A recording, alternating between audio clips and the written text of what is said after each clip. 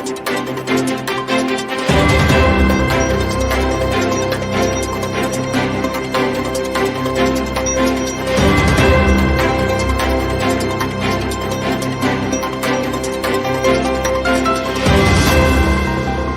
श्री गणेशाय।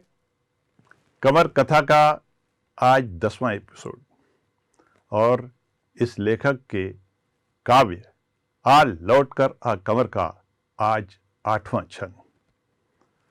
जरवार है तुझको याद करता कंवर, रहड़की है तुझको याद करती कंवर, अमरावती भी है तुझको याद करती कंवर। अजमेर हो अहमदाबाद, अजमेर हो अहमदाबाद, अकोला भी है तुझको याद करती कंवर। बनारस हो मुंबई, बनारस हो मुंबई, बड़ौदा भी है तुझको याद करती कंवर। चेन्नई हो, चापा हो, चकरभाटा भी है तुझको याद करती कंवर। दुर्ग हो, दतिया, डबरा, दिल्ली भी है तुझको याद करती कंवर। चेन्नई हो, चकरभाटा हो या चापा, दिल्ली, दुर्ग, डबरा भी है तुझको याद करती कंवर। जबलपुर, जोधपुर, जयपुर भी है तुझको याद करती कंवर। कानपुर, कोरबा, कलकत्ता भी है तुझको याद करता कंवर। राजिम, रायगढ़, रायपुर भी है तुझको याद करता कंवर। आ लौट कर आ कंवर, आ लौट कर आ कंवर, आ लौट कर आ कंवर, आ लौट कर आ कंवर। इंसान की उम्र के 3 पड़ाव होते हैं, बचपन, जवानी और वृद्धावस्था। अक्सर कहा जाता है कि ईश्वर को स्मरण करने की उम्र जो है वो वृद्धावस्था होती है, ऐसा लोगों का मानना है, परंतु यह सत्य नहीं है। ईश्वर को तो आप किसी भी उम्र में याद कीजिए, ईश्वर सदैव आपके समक्ष होता है, याद करने वाला होना चाहिए। कंवर ने अपना बचपन हयात पिताफी दरबार में गुजारा। वहां माता हासीबाई का संग था, माता हासीबाई की शिक्षाएं थी, गुरु हासानंद थे। उसके पश्चात जब पिता ताराचंद संत कंवरराम को रहड़की दरबार में लेके आए, तब यौवन की अवस्था थी, मतलब बचपन के बाद की अवस्था, युवा अवस्था थी, जब उन्हें रहड़की शहर में लाया गया। पिता ताराचंद ने संत सतराम दास जी के आगे हाथ जोड़ते हुए कहा था कि गुरुवर, यह आपकी अमानत मैं आपके पास लेकर आया हूं। यह तो हमारा केवल नयन सुख है, इसे मात्र देख लिया करते हैं। आपकी अमानत संभाले आप, आपके श्री चरणों में इसे मैं लेकर आया हूं। संत सतराम दास जी को शायद न जाने कितनी गहराई से इन पलों का इंतजार था कि उनका माशूक उनके करीब आ गया था। कहते हैं कि जितनी आशिक को ललक होती है अपने माशूक से मिलने की, अगर उतनी ही ललक माशूक को हो अपने आशिक से मिलने की, तब तो नजारा ही कुछ और होता है। तालिब को जितनी तलब हो, मतलूब भी उतना ही व्याकुल हो, तो मिलने का मजा कुछ और ही होता है। कंवर मिला सतराम से, सतराम मिले कंवर से, दोनों के नैन टकराए।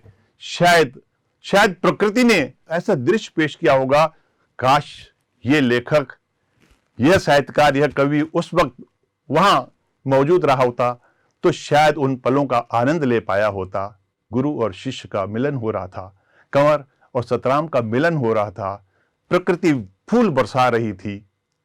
लोगों को ऐसा लगता था कि सतराम के बाद कौन।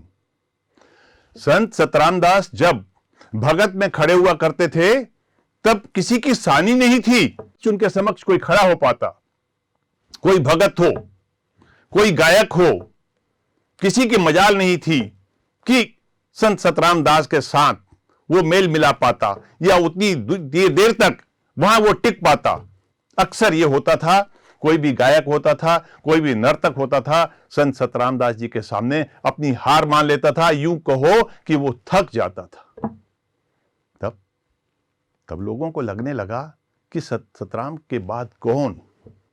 विराम, क्वेश्चन मार्क कि संत जी के बाद क्या होगा, क्या इस संगीत की दुनिया में खाल आ जाएगा, शून्य हो जाएगा? परंतु जब संत कंवरराम जी रड़की दरबार पधारे, गुरु और शिष्य का मिलन हुआ, जब सामने आकर संत सतराम दास जी गाया करते थे, तब एक छोर पे खड़े होके संत कंवरराम उनके साथ दिया करते थे, उनके स्वर में स्वर मिलाया करते थे। ये जोड़ी देखने लायक हुआ करती थी। और सबसे बड़ी इसमें जो सबसे बड़ी भूमिका थी वो रबन फकीर की भूमिका थी। रबन फकीर जो साजीगर था, जो साज बजाता था, वो ऐसी धुन बना दिया करता था कि चाहे संत सतराम दास हों, चाहे संत कंवरराम हों, शायद उनको ऐसी ऊर्जा मिल जाती थी, एक ऐसा जोश आ जाता था कि दोनों के कदम रुका ही नहीं करते थे।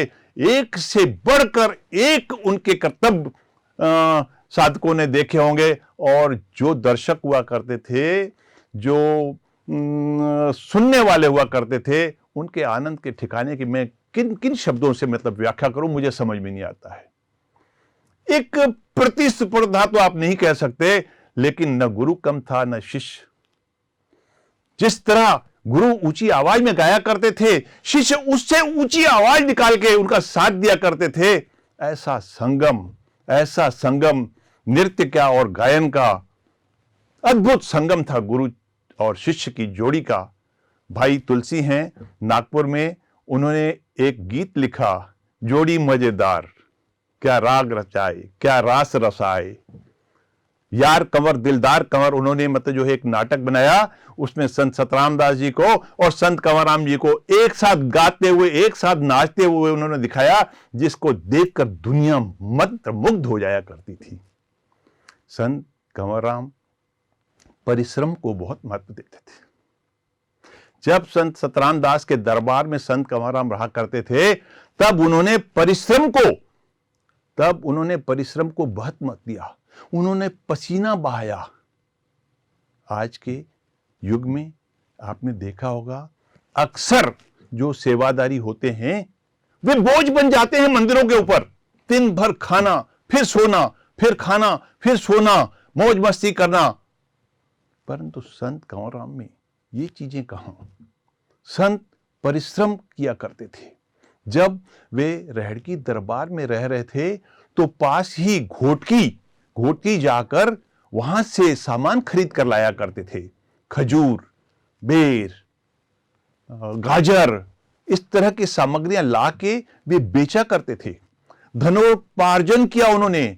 4 पैसे कमाए तो 4 पैसे कमाकर उनमें से 2 पैसे गुरु के श्री चरणों में रखे, गुरु के श्री चरणों में समर्पित किए, और बाकी 2 पैसे बचा के अपने माता पिता की ओर उन्होंने जरवारन भेजे।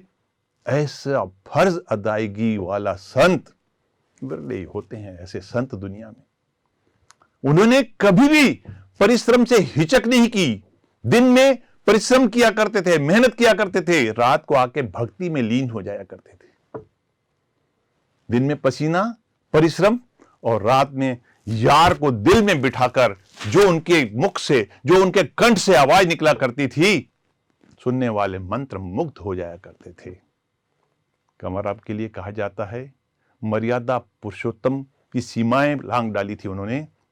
जब वे जरवार आते थे तो आकर अपने पिता के व्यवसाय को भी संभाला करते थे। अपने पिता को व्यापार व्यवसाय में सहयोग किया करते थे। माता का अलग से रुआब था। माता का आदेश होता था, जा कंवर कोहर बेच के आ, ये चने बेच कर आ। कभी उन्होंने इंकार नहीं किया। वो अपने सर पे टुकना लिए, कोहर का, चने का टुकना लिए बाजार में निकल जाया पड़ते थे, और चने बेचकर अपना पोहरा करके, अपना परिश्रम करके 2 पैसे कमाकर लाकर माता के चरणों में रख के जाया करते थे। ऐसे थे संत कंवरराम। जिन्होंने देखा कंवर को वो भाग्यशाली थे, जिन्होंने नहीं देखा कंवर को वे सुन के भाग्यशाली हो गए, मुझ जैसे। आज की कथा को हम यहीं विराम देते हैं और आते हैं कंवर के उन भजनों की ओर जिनकी दुनिया दीवानी है। आइए सुनते हैं कंवर के भजन। सचो सतराम, शरण कंवरराम।